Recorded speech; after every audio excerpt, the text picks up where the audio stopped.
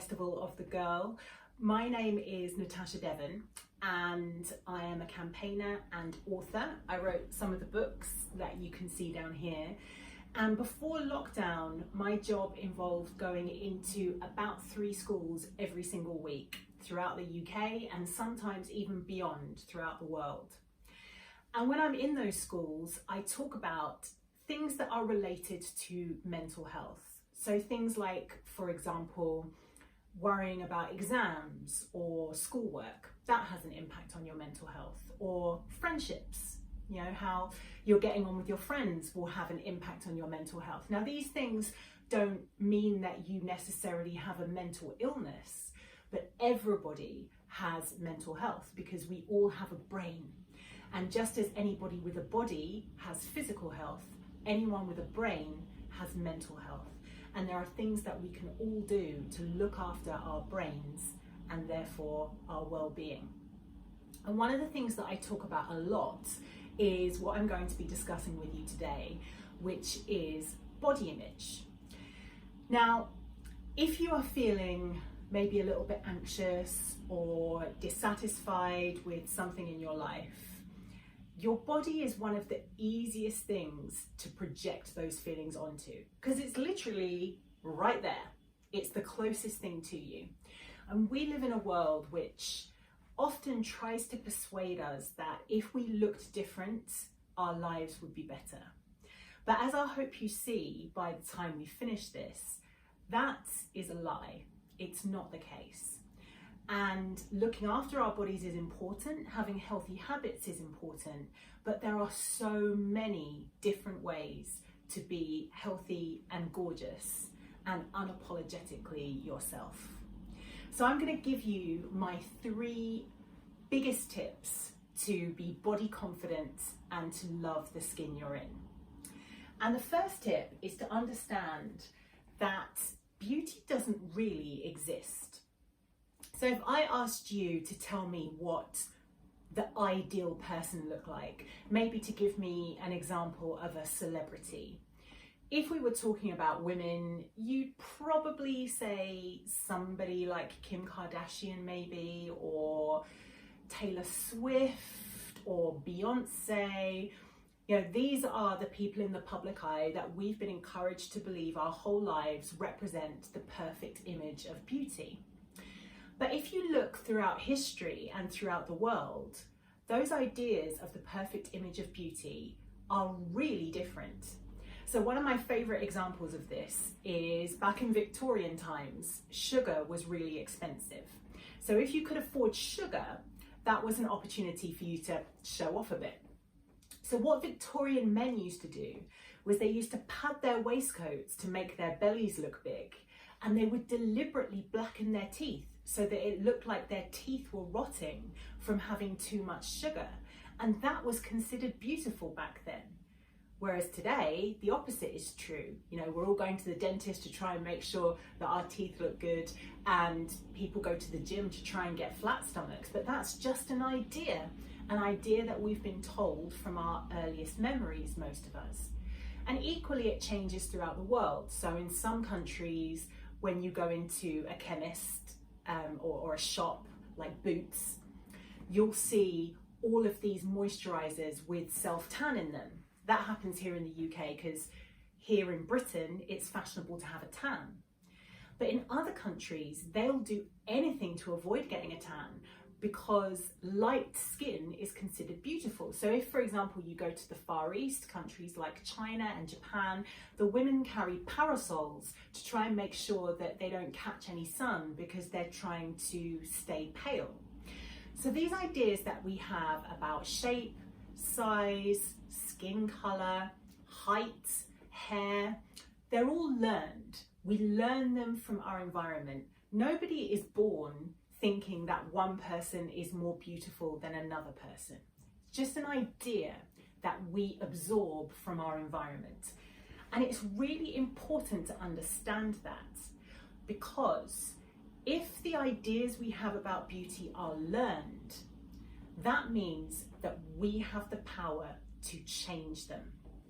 And that brings me on to my second big tip, which is to try and catch yourself whenever you are saying or thinking anything about body image which might not work for your well-being. Try and make a note of that, try and catch yourself, and try and replace some of the negative things that you might think or say about yourself with positive things. We learn through repetition. That's why when you are at school, before a test, you revise, because the more often you see, hear, or say something, the more likely you are to remember it. And in just the same way, the more often you say or think something about the way you look, the more likely you are to believe it. So if you find yourself constantly, for example, saying to your friends, oh, do you think I'm pretty? And searching for that validation from them, maybe try and change that.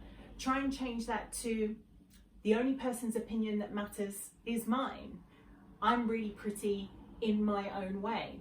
Try and replace it with positive phrases that are going to help you to feel good about yourself. When it comes to what we're learning through repetition as well, it's really important to try and pay attention to the images that exist in the world around you. Now, I know that not all of you watching this today will be on social media. Some of you might be, or some of you might be thinking of setting up social media accounts in the next couple of years. It's really important to understand that social media works using something called algorithms. Now, what an algorithm does is it measures what you're looking at and what you're engaging with, and then it tries to guess the kinds of things that you're going to like based on the things that you've already done. So if, for example, I'm online and I'm following loads of accounts which are dog accounts, pictures of dogs, videos of dogs, then that social media account is going to start suggesting dog accounts to me because it knows that I already have an interest in that and it's trying to guess. So if you just follow people who look a certain way, you'll find more and more of people who look like that in your feed. And your brain will start to learn that that's the only way to be attractive. So the key thing when we are designing our online wallpaper, when we're thinking about the sorts of images that we want to see over and over again, the key word that we need to remember is diversity. Because human beings come in a huge range of shapes, sizes, and colors. And we need to see that in order to understand that difference and diversity and people looking different from one another is beautiful. So I'm going to show you now, and hopefully you will be able to see some of my favorite people to follow online. I don't know if you can see that, hopefully you can. This woman is called Michelle Elman, and she's online as Scarred Not Scared. And as you can probably see, she has a scar on her tummy, and she shares images not only of her own scars but of other people's scars. And she also campaigns for more East Asian representation in plus size fashion. So she's a really good person to follow. I really like her stuff. This person here is called Jamie Windus. Now, Jamie is non-binary, which means that they are neither male nor female. And that's why I'm saying they. They and them are their chosen pronouns. And as you can see, Jamie is a person who uses fashion and beauty to express themselves. And often when I'm having conversations about body image with young people in schools, they say, oh, if I'm content the way I am, does that mean I never get to wear makeup, or I never get to wear anything sparkly, or maybe, I don't know, dye my hair? That's not the case. The beauty and fashion industry is there for us to experiment and have fun with. And as long as you're doing it from a place of creativity and fun, that's fine. It's when we feel that we have to do certain things in order to be acceptable that the problems begin. And I think Jamie is a really good example of somebody who's using fashion and beauty for their agenda.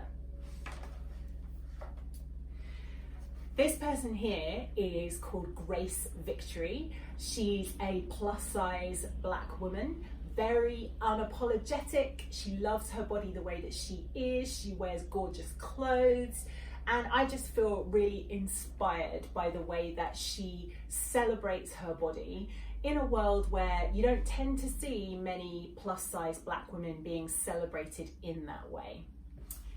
And then finally, I don't know if you can see this, hopefully you can, this image.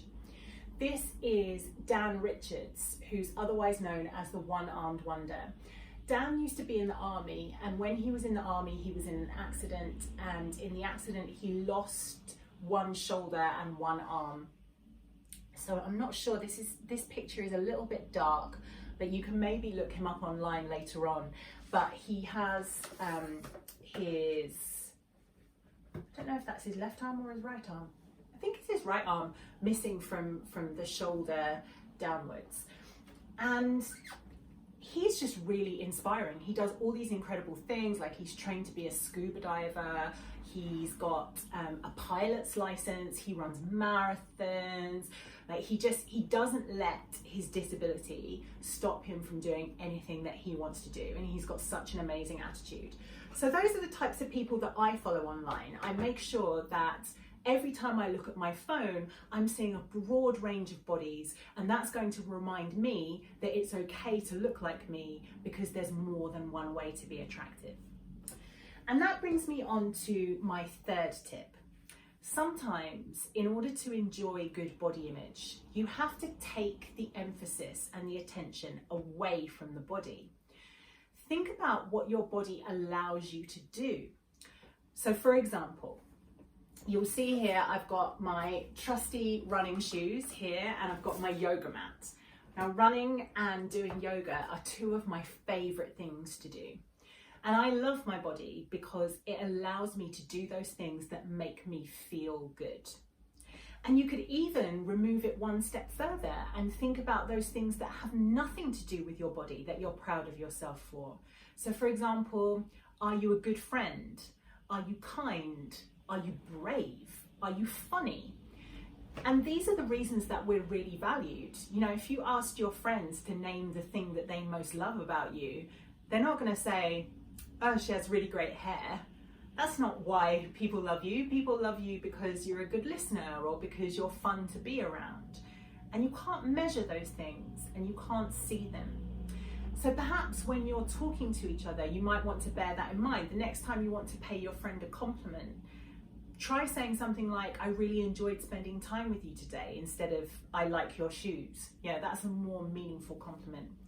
And then they'll start to hear those things. If you say them enough by repetition, they'll start to learn them and learn that those things are true.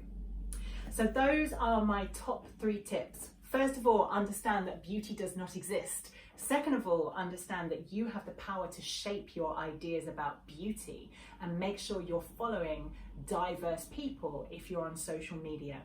And thirdly, think about what it is that you love about yourself that either has to do with what your body can do rather than how it looks, or has nothing to do with your body at all.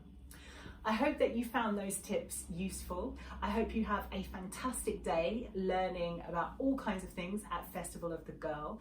If you want to follow me or keep up with my work, you can find out all about it at natashadevon.com, or if you are on Instagram, you can find me at _Natasha Devon. That was an underscore.